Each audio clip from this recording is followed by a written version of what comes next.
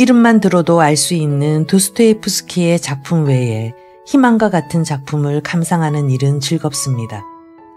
도스토옙스키가 그리는 가난한 연인들의 사랑 이야기인 이 작품은 사랑과 추억과 희망을 노래했습니다. 도스토옙스키는 낭만주의가 팽배했던 당대의 문학적 경향에 반대하며 아리스토텔레스가 이야기했던 현실보다도 더 현실적인 허구를 추구했던 것입니다. 희망에서 도스토옙스키는 치열한 현실의 삶은 미래의 추억이 되고 그렇게 인생의 바다를 향해 흘러간다는 것을 보여줍니다. 김하민 시인의 번역으로 듣기에도 편안한 도스토옙스키의 중편소설 희망을 낭독하겠습니다.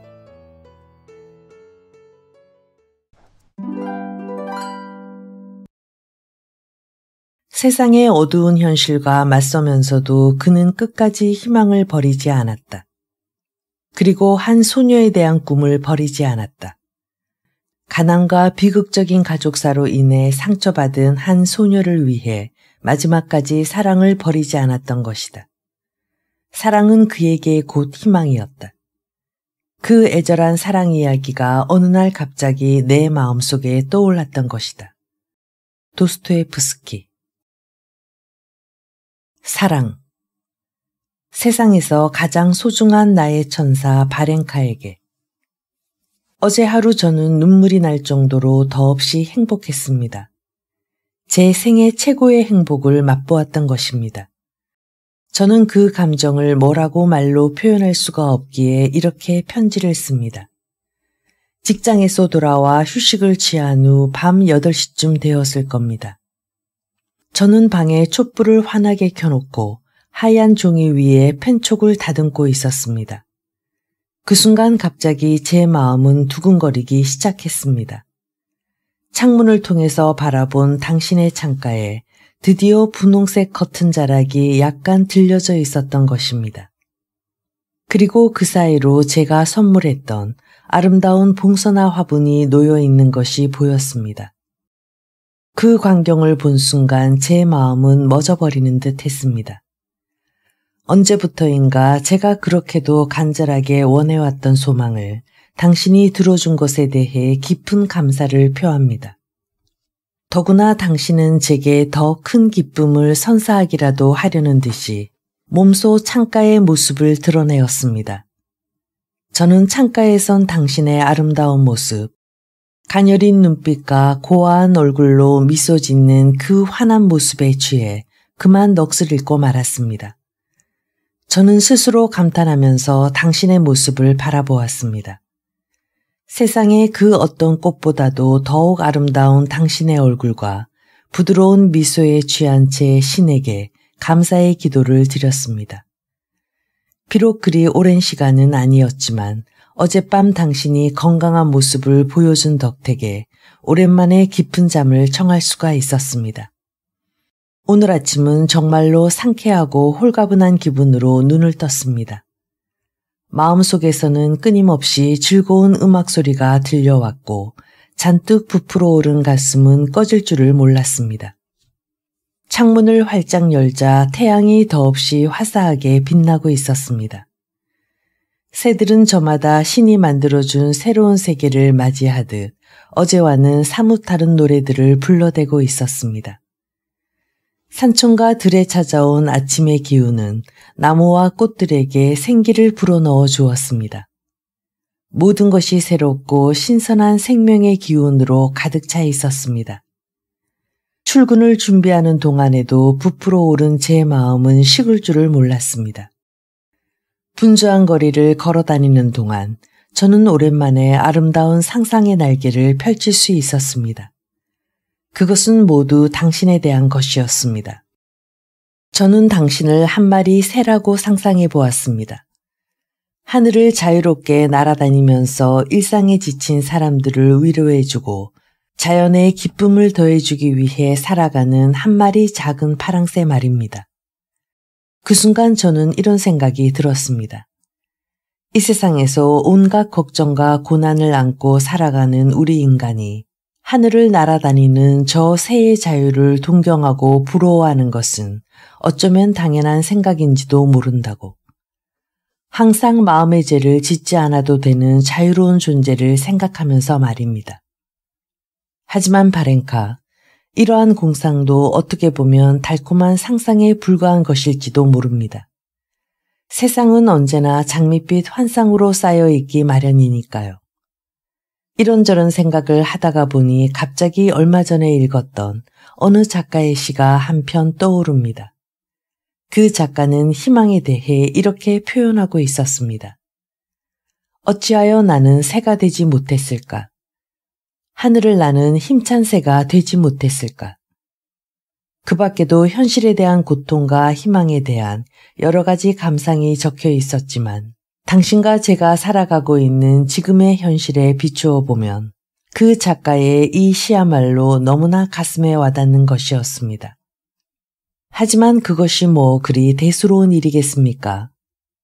이미 현실을 살아가고 있는 당신과 제가 바로 그런 감상의 주인공인데 말입니다. 세상이 갑자기 살기가 어려워졌습니다.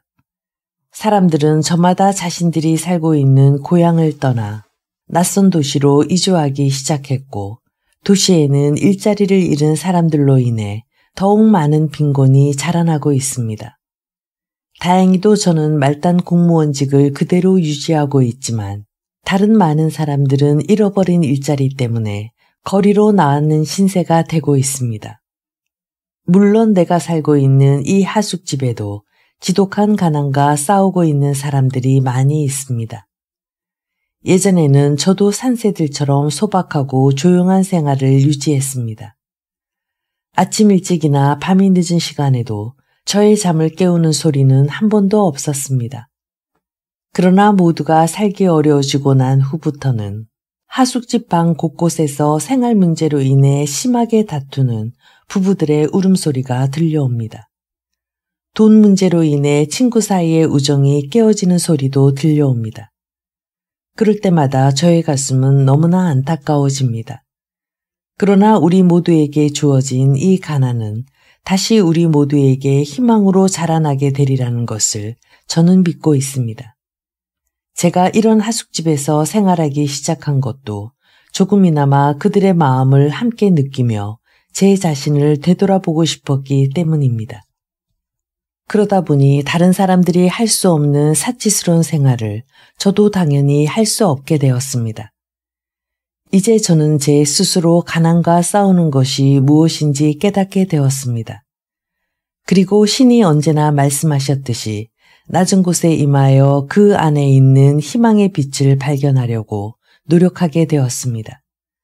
어쩌면 당신을 알게 된 것도 이 어렵고 힘든 시대를 잘 극복해 갈 수 있도록 신이 내려주신 선물인지도 모릅니다. 당신의 귀여운 손등에 키스를 전하면서 이만 펜을 놓습니다. 당신의 가장 충실한 친구 마카르 알렉세예비치. 세상 그 누구보다도 친절하고 다정하신 알렉세예비치님. 저는 그동안 수많은 당신의 편지를 받아보았습니다.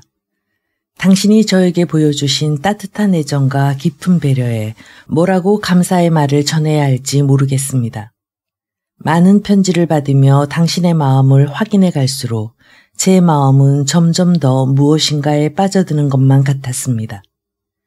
당신은 이 세상의 어느 누구보다도 저에게 다정하게 대해주시는 분입니다. 저는 사실 당신이 저에게 보여주신 따뜻한 마음에 조금이라도 보답을 할 수 없을까 하여 무척 고민해 왔습니다. 저를 향해 언제나 따스한 햇살이기를 포기하지 않으셨던 당신의 마음에 기쁨을 드릴 수 있는 방법을 고심하던 끝에 이제야 한 가지를 생각해낼 수 있었습니다. 함께 보내드리는 것이 그것이랍니다. 얼마 전 저는 옷장 속을 뒤져 마침내 제 마음의 기록을 담은 낡은 수첩을 한 권 찾아냈습니다.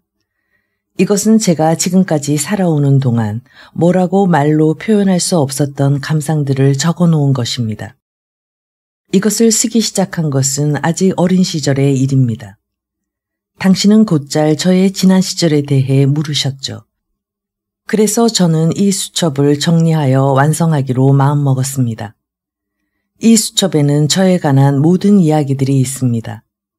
행복했던 시골에서의 생활, 삭막한 도시로의 이주, 아버지의 죽음, 안나의 집에 얹혀 살면서 겪었던 갖가지 불행들, 그리고 어머니의 죽음. 당신은 저에게 삶과 사랑이 어떻게 아름다운 조화를 이뤄낼 수 있는지에 대해 많은 이야기를 해주셨습니다.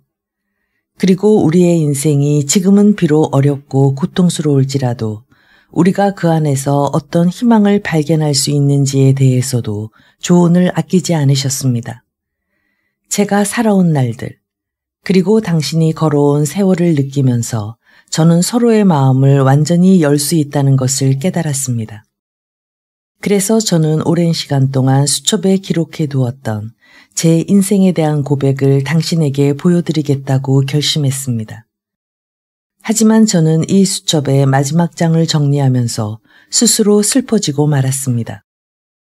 행복했던 어린 시절로 다시 돌아갈 수 없다는 것, 사랑했던 사람들과 다시 만날 수 없다는 것이 절 고통스럽게 했으니까요. 때로는 연약한 나비 같다고도 말씀하신 것을 기억하고 있습니다. 하지만 이렇게 마음의 문을 열고 나니 모든 것이 홀가분해지는 느낌입니다. 갑자기 세월이 2배로 빨리 흘러버린 것 같은 기분이 드는군요. 가슴에 쌓인 이야기들을 몽땅 털어놓으면 기분이 좋아질 것 같은데 조금은 우울한 기분이 드는군요. 하지만 당신이 있어서 안심이 됩니다. 그것은 무슨 일이 있어도 제 가슴에서 사라질 리가 없는 당신에 대한 우정과 사랑 때문일 것입니다. 그럼 안녕히, 제발 일찍 주무시도록 하세요. 어젯밤에는 당신의 방에 늦게까지 불이 켜져 있더군요. 제 선물을 받아주시리라 믿으며 당신의 발행카. 추억 1.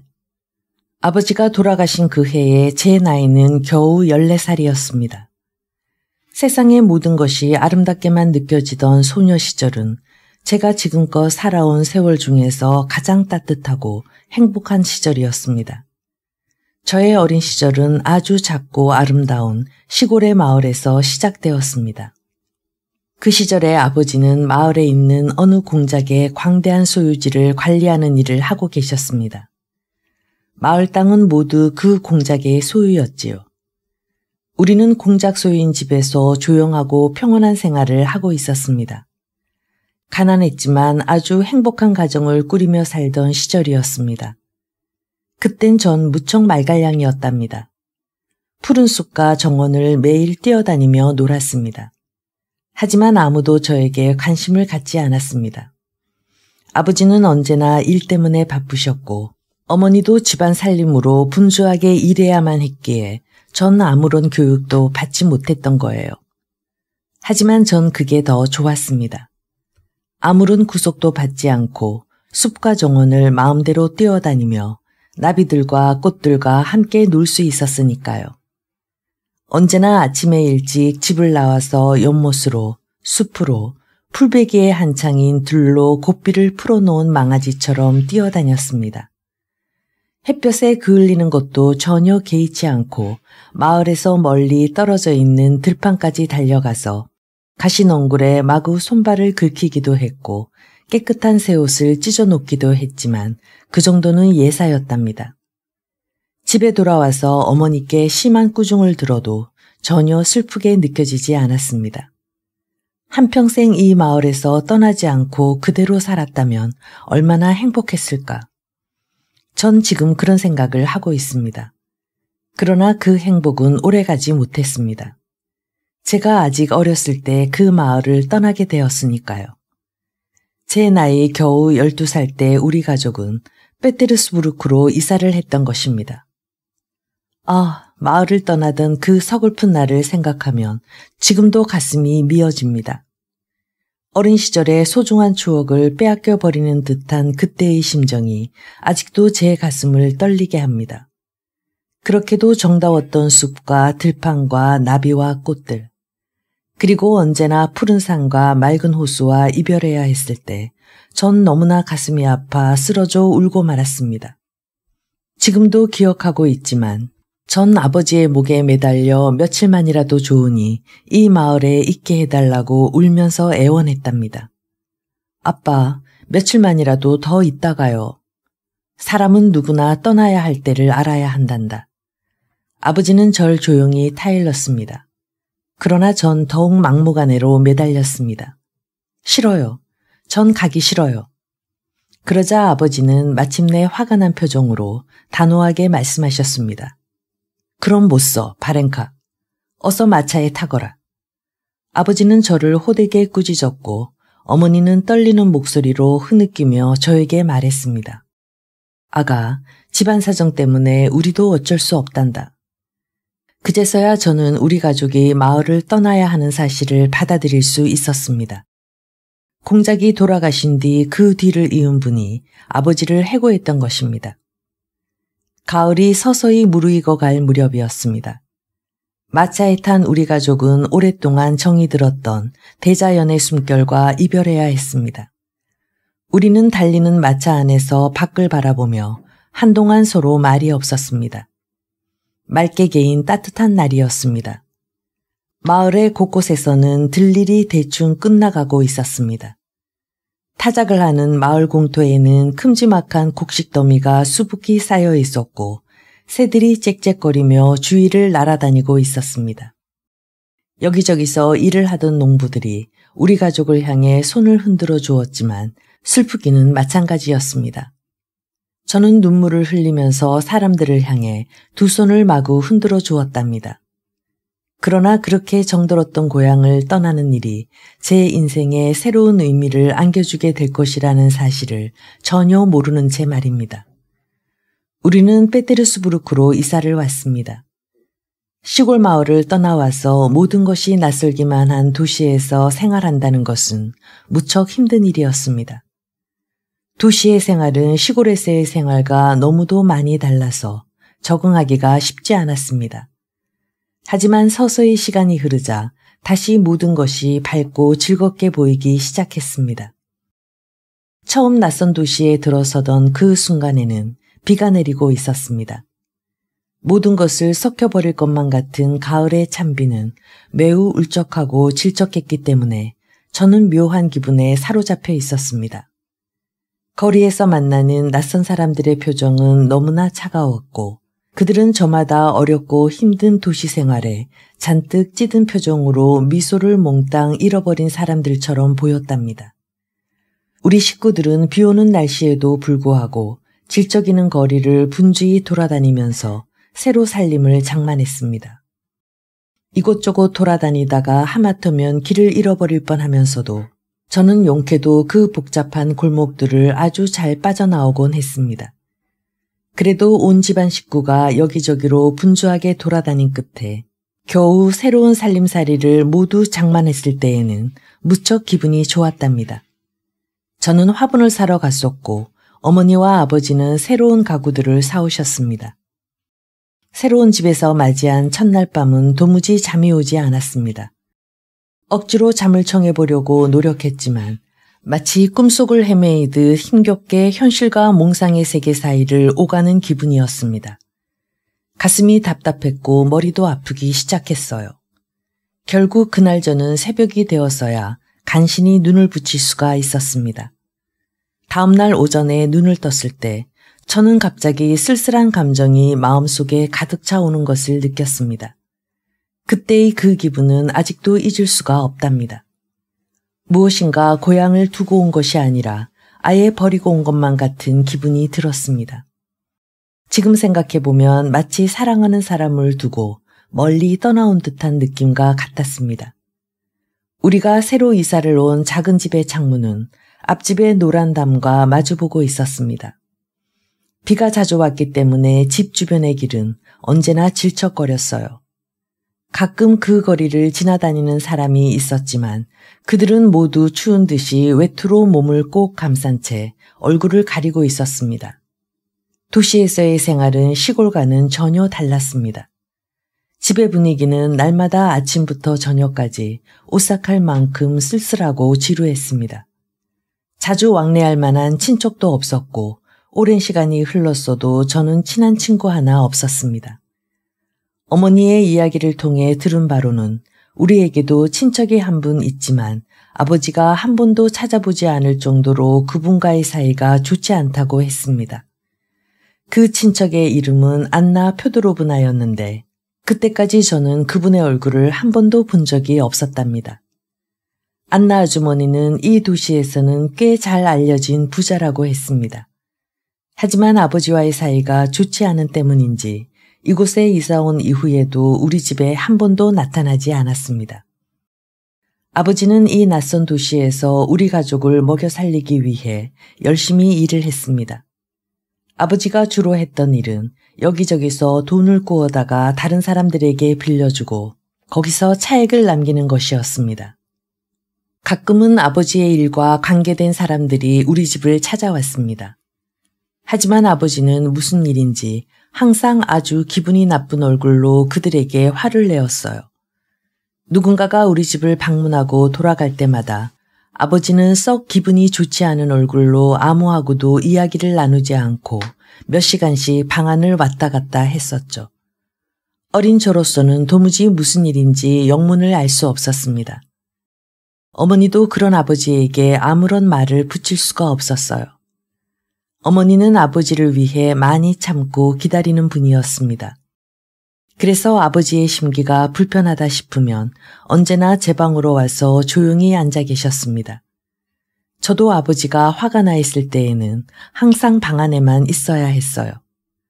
그저 얌전히 책을 펴놓고 꼼짝도 하지 않고 그 속으로 빠져들어갔던 것입니다. 페테르스부르크에 온 지 석 달이 지났습니다. 그때 저는 기숙사가 있는 학교에 입학했습니다.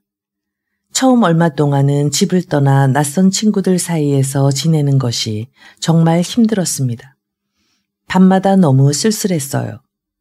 밤이면 하늘의 별을 바라보며 제 마음을 위로하는 것이 유일한 즐거움이었을 정도니까요.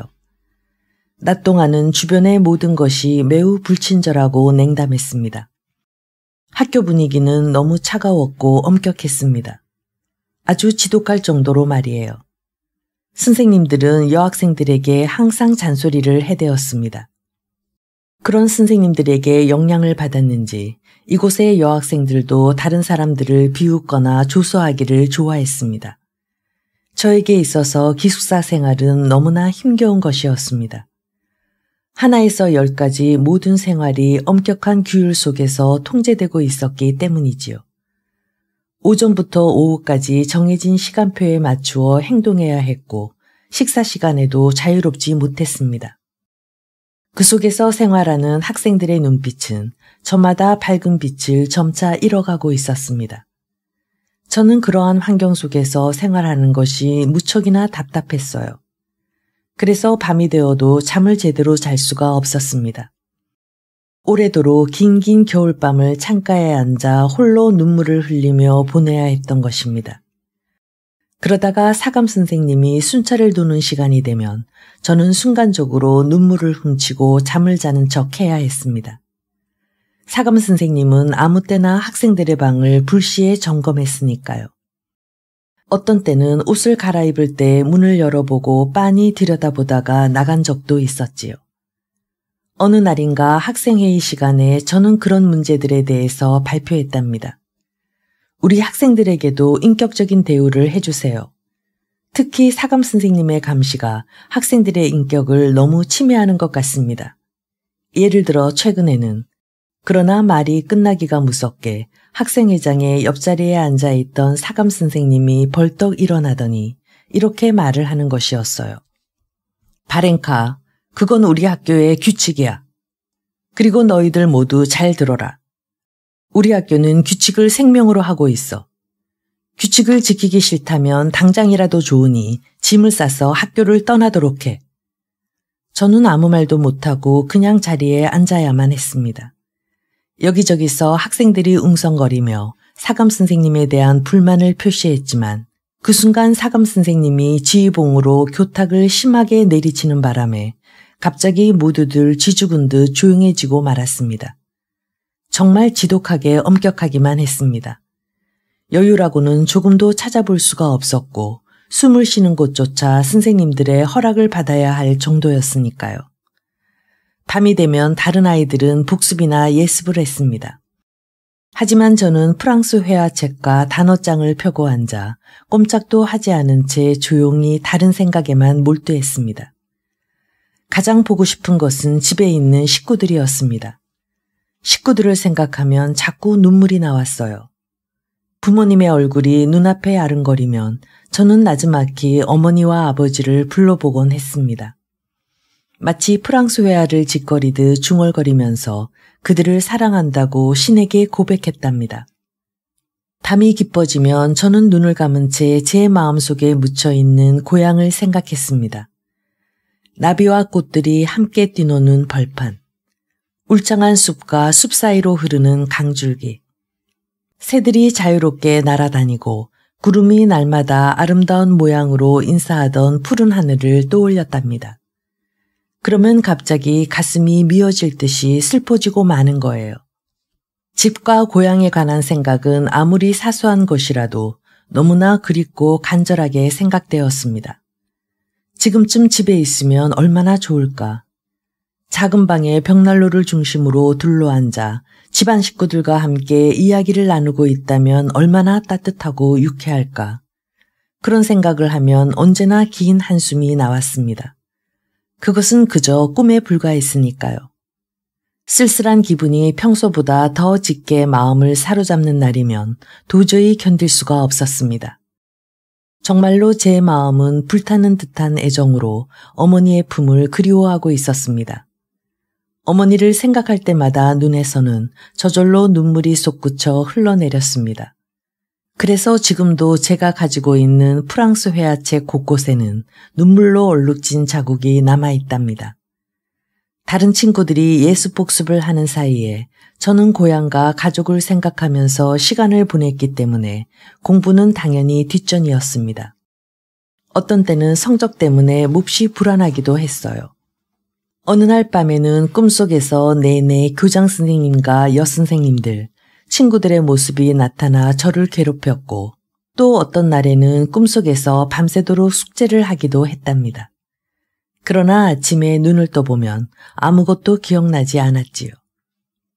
매일 밤마다 숙제도 하지 않은 채 집만 생각하다 보니 선생님들은 저에게 심한 벌을 주었습니다.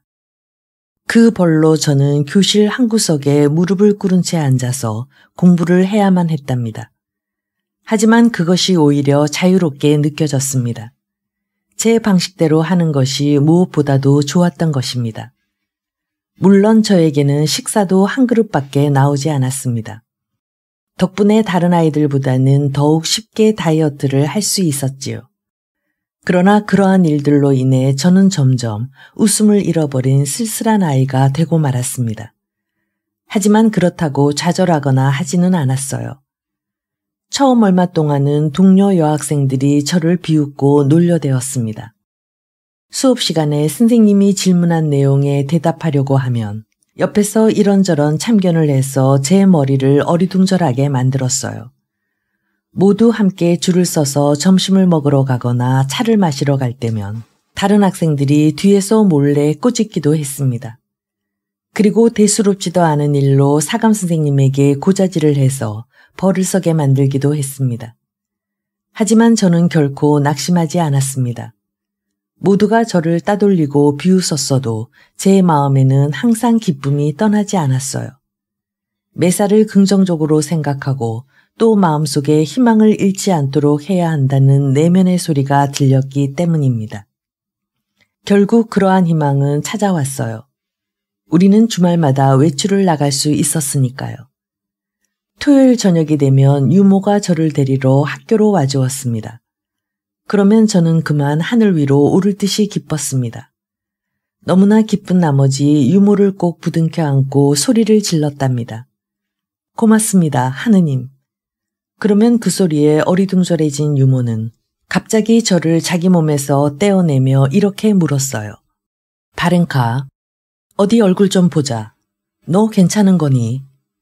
저는 그저 맑게 미소를 지어 보이기만 했습니다.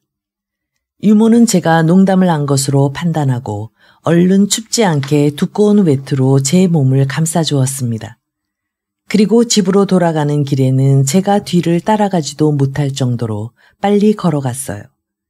저는 유모를 따라 뛰기도 하고 그녀의 팔짱을 낀 채 천천히 길을 걷기도 하면서 내내 제잘거리고 있었습니다. 마치 우리 안에 갇혀있던 동물이 들판에 놓아진 것 같은 자유로운 기분이었습니다. 유모도 제 기분을 아는지 어느 날은 집에 거의 도착했음에도 불구하고 저와 주변을 조금 더 걷다가 들어가기도 했어요. 집에 도착하면 저는 다시금 쾌활하고 활발한 아이가 되어 마치 10년 동안이나 헤어져 있던 식구들을 만난 것처럼 그들을 꼭 껴안았습니다. 읽고 여러 가지 이야기와 잡담이 시작되면 제 마음은 언제나 들뜨기 시작했어요. 부모님 앞에서 어리광을 부리기도 하고 갑자기 떠오른 생각에 미친 아이처럼 깔깔거리기도 했던 것입니다. 제가 집에 오는 날이면 식구들은 아주 따뜻하게 저를 맞아 주었습니다. 어머니와 유모는 특별히 맛있는 음식을 장만해 주었습니다. 식사를 할 때는 아버지가 제가 알아야 할 세상에 대한 이야기를 들려주었습니다. 저녁 식사를 마친 후 식구들과 함께 대화를 나눌 때에는 언제나 웃음이 끊이질 않았습니다. 우리는 모두 기분이 좋았고 모든 것에 만족하고 있었습니다. 지금도 그 시절을 회상하는 것은 즐거운 일이에요. 저는 그 후로 열심히 공부해서 아버지의 마음에 들려고 노력했습니다. 나이를 먹어갈수록 느끼는 것이 있었기 때문입니다. 아버지께서 저를 위해 자신의 인생을 희생해 가면서 무척 고생하고 계시다는 것을 깨달았던 것입니다. 그러나 세월이 갈수록 아버지의 안색이 점점 어두워지고 시무룩해지더니 마침내 아주 사소한 일에도 화를 잘 내는 성격이 되고 말았습니다.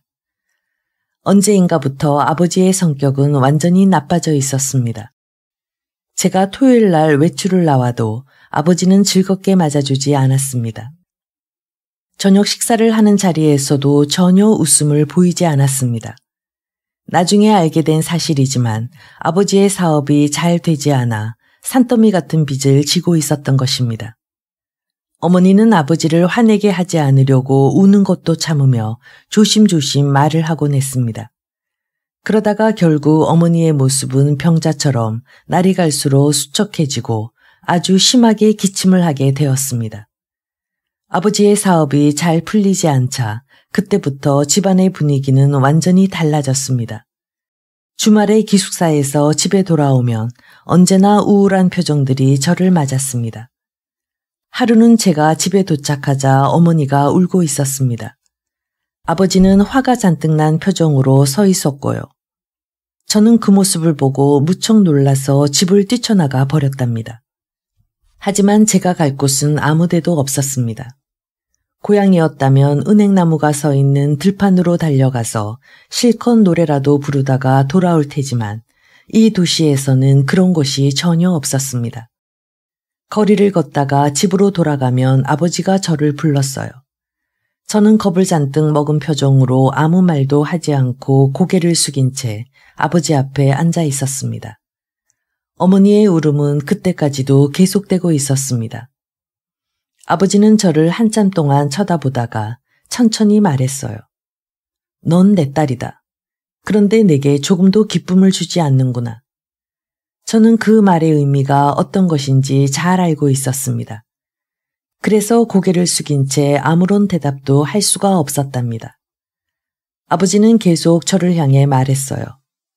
집에서는 너를 위해 마지막 재산까지 몽땅 써버리고 있는데 넌 아직 프랑스어 하나 제대로 못하니 도대체 어찌된 영문이냐. 넌 프랑스어에 대해 끔찍한 바보야. 너희 학교 선생들은 모두 멍청한 여자들인가 보구나. 너 같은 학생들의 품행에 대해 전혀 교육적인 차원에서 신경조차 쓰지 않고 있으니 말이다. 아버지는 마치 자신의 그토록 비참해진 처지가 저 때문인 것처럼 말했습니다. 제가 학교에서 노력하지 않았기 때문인 것처럼 이야기했던 거예요. 하지만 저는 아버지의 심정을 이해할 수 있었습니다. 아무리 야단을 쳐도 전 아버지의 마음이 얼마나 아픈지 알고 있었지요. 그렇기 때문에 전 한마디 대꾸를 하지 않았습니다. 전 언제나 누구보다도 아버지의 성화를 잘 받아내었습니다. 언제나 별것도 아닌 일로 시작해서 어처구니 없는 결과가 되는 것들이었지만 말이에요. 가끔은 도대체 무엇 때문에 내가 이렇게 꾸중을 듣고 있는 것인지 알 수가 없을 때도 있었지만 하는 수 없었어요. 저마저 아버지의 기대를 저버린다면 당신이 설 자리는 아무 곳에도 없었을 테니까요. 그래서 저는 이렇게 비참한 이야기들까지 모두 받아내었답니다. 내가 아직도 변변한 직장을 얻지 못하고 있는 이유는 모두 너 때문이야. 로몬드의 문법은 되먹지가 않았어. 자폴리스키의 책이 훨씬 더 나아. 너 때문에 이 아버지는 많은 돈을 허비하고 말았어. 다 너 때문에.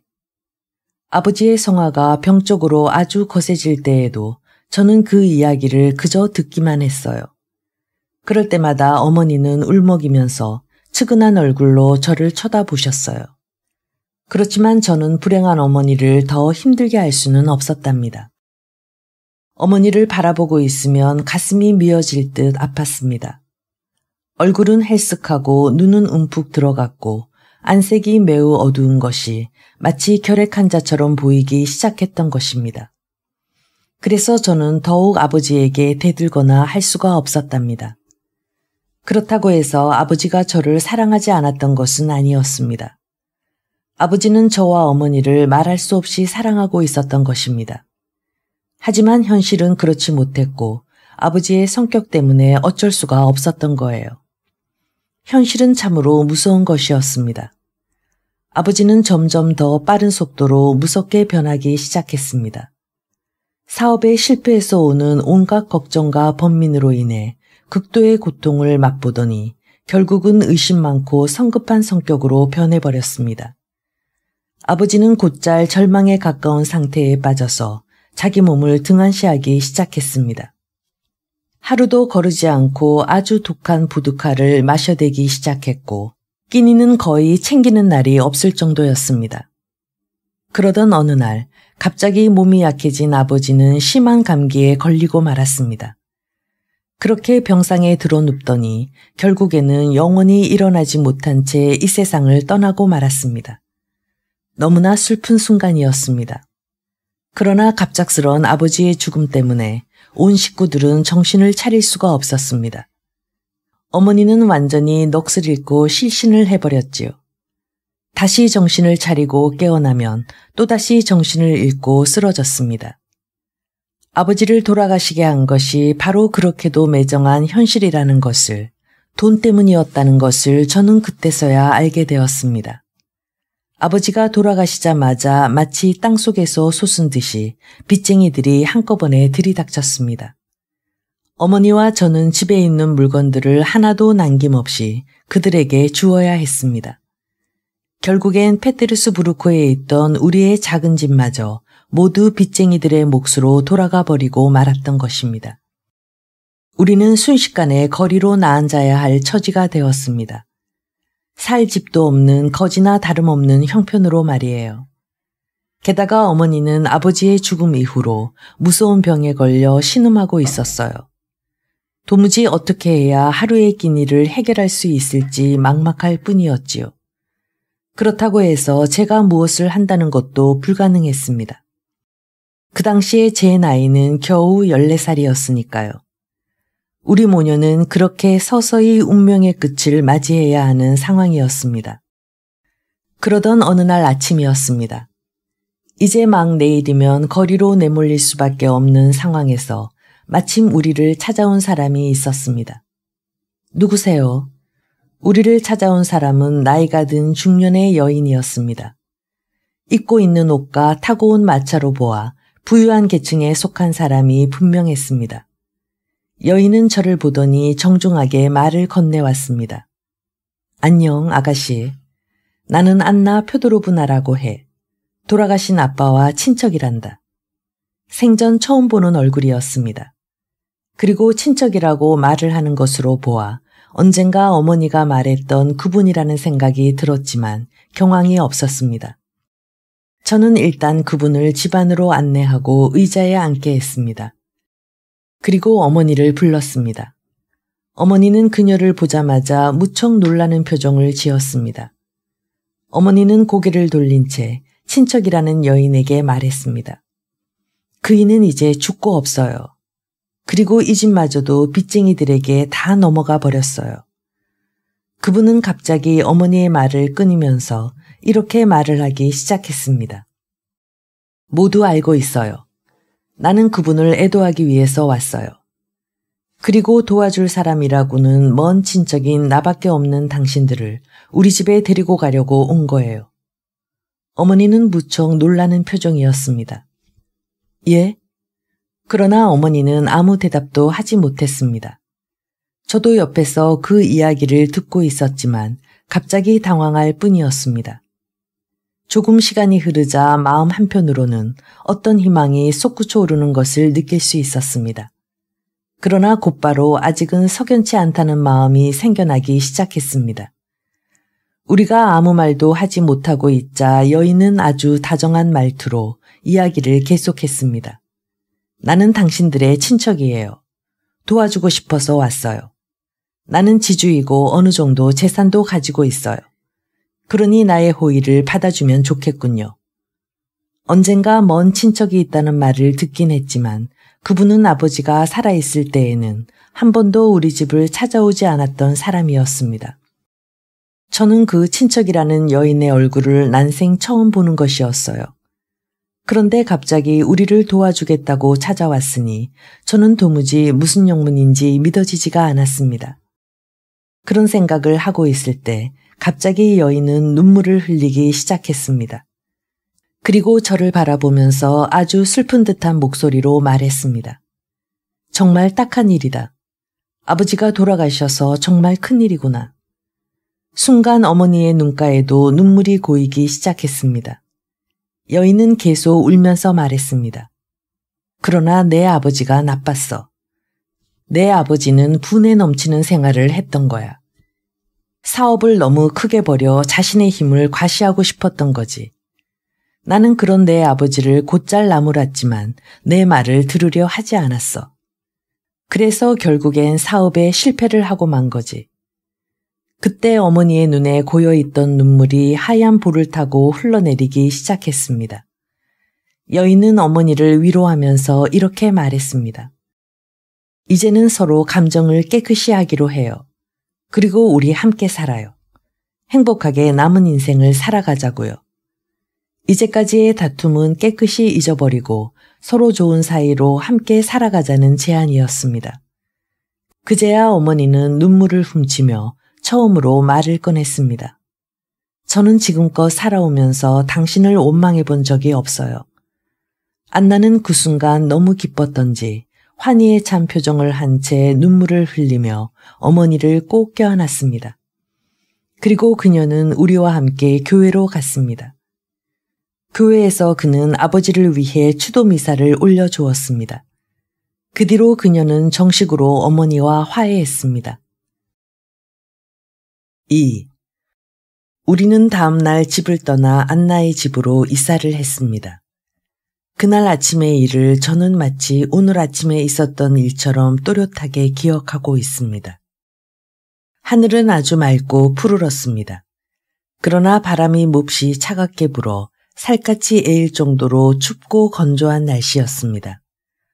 어머니는 줄곧 눈물을 흘리고 있었습니다. 저도 무척 가슴이 아파 슬프게 울었습니다.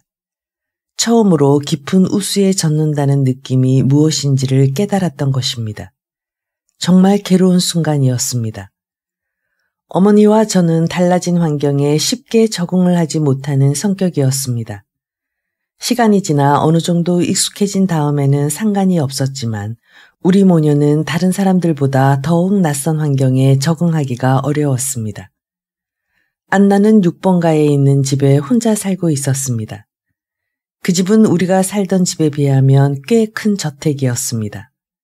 마당에는 푸른 정원이 펼쳐져 있었고 현관으로 들어가면 넓은 거실이 있었습니다.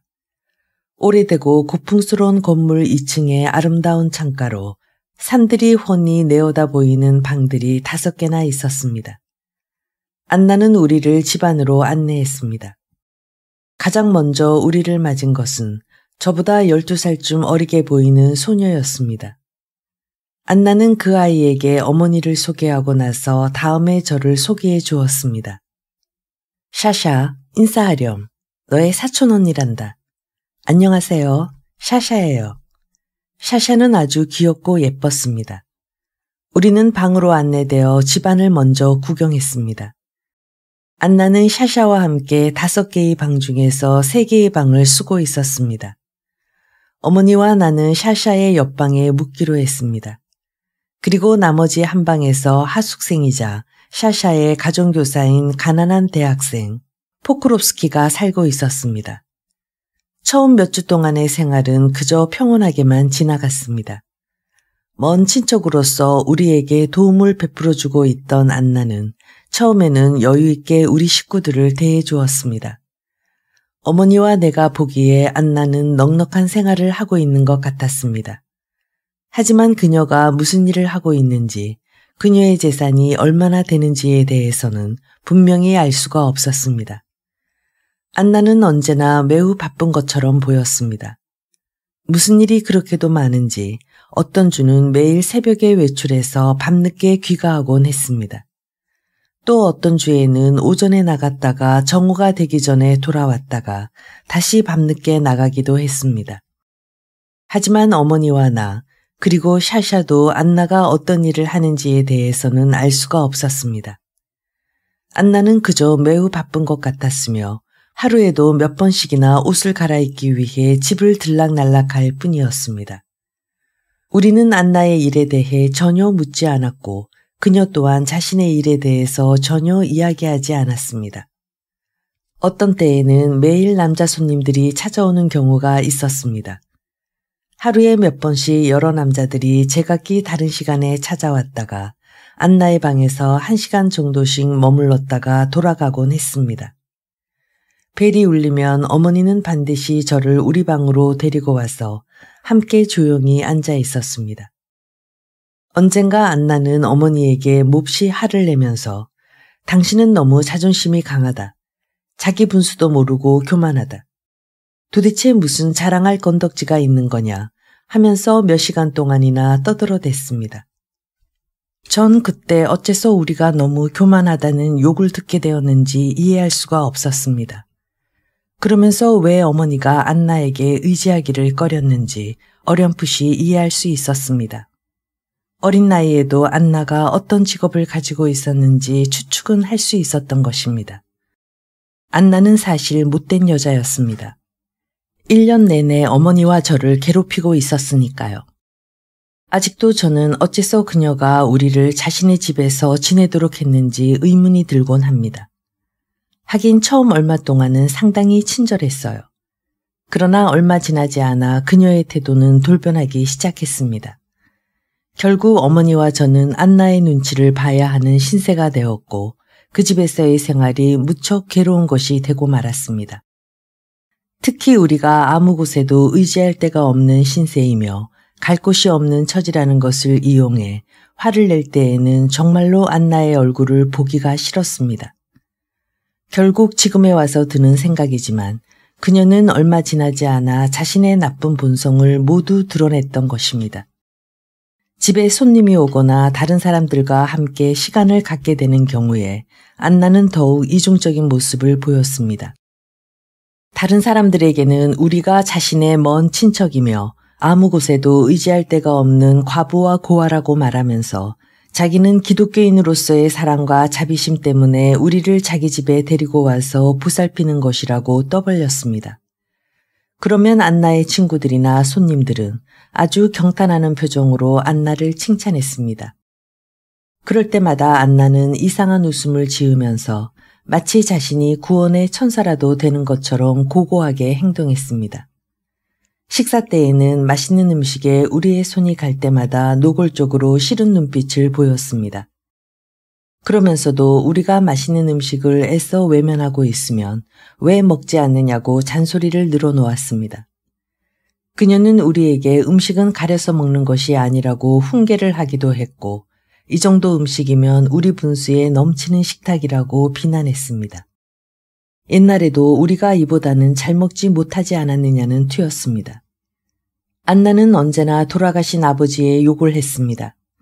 너희 아버지는 욕심이 너무 많았어. 언제나 남보다 잘 되려고 하니 마음먹은 대로 될 턱이 있나. 그녀는 아버지에 대해 더욱더 심한 말도 서슴지 않았습니다. 내 아버지는 처자를 길에 내앉게 했어. 만약에 나처럼 자비심 많은 친척이 없었다면 너희 모녀는 거리에서 굶어 죽었을지도 모르지. 아무튼 자기 성미대로 하고 싶은 말은 가리지 않고 다 했습니다. 어머니와 저는 그런 이야기를 들을 때마다 너무나 가슴이 아팠습니다. 하지만 우리는 아무런 대꾸도 할 수 없었어요. 안나의 성미를 건드리는 날에는 언제 그 집에서 쫓겨날지 모르는 일이었으니까요. 불쌍한 어머니는 항상 눈물만 흘렸습니다. 조금은 편하게 생활할 수 있겠다 싶어 안나의 집에 들어왔지만 예전보다 더욱 힘든 생활이었습니다. 어머니는 몸도 더욱 쇠약해져서 야위어가는 모습이 눈에 띄게 빨라졌습니다. 그렇지만 우리는 그런 생활을 견디면서 열심히 일을 했습니다. 바느질 일감을 얻어와서 모녀가 함께 하루 종일 쉬지도 않고 일만 했습니다. 어느 날은 그것이 또 안나의 신경에 거슬렸나 봅니다. 그날 안나는 갑자기 술에 취한 채 돌아와서 우리에게 마구 화를 내기 시작했습니다. 도대체 교양이 없는 사람들이로군. 여기가 양장점이야 뭐야. 하지만 우리도 최소한의 생활비는 있어야 했습니다. 남들처럼 입을 것은 입어야 했고 만일의 경우에 대비해서 어느 정도 돈을 모아두어야만 했던 것입니다. 그래서 어머니와 저는 어떻게 해서든지 목돈을 만들려고 열심히 일했던 겁니다. 언젠가는 다른 곳으로 이사할 수 있으리라고 생각하고서 말이에요. 쉬지 않고 바느질을 하던 어머니는 점점 더 쇠약해졌습니다. 어머니의 병은 점점 더 빠른 속도로 악화되었고 결국 돌이킬 수 없는 삶의 벼랑 끝으로 몰려갔던 것입니다. 이 모든 것이 저의 눈앞에서 일어난 일이었지요. 안나는 자기가 완전히 주도권을 쥐었다고 확신하고 난 뒤부터는 차츰 온순해지기 시작했습니다. 하긴 처음부터 아무도 그녀의 말을 거역하려고 하지도 않았지만 말입니다. 하루하루가 지나도 우리의 삶에는 특별한 변화가 없었습니다. 항상 고적한 분위기에서 살고 있었으므로 도시에 사는 느낌조차도 없었습니다. 그리고 샤샤와 나, 그리고 가정교사인 포크롭스키는 항상 밝게 생활하려고 노력하고 있었습니다.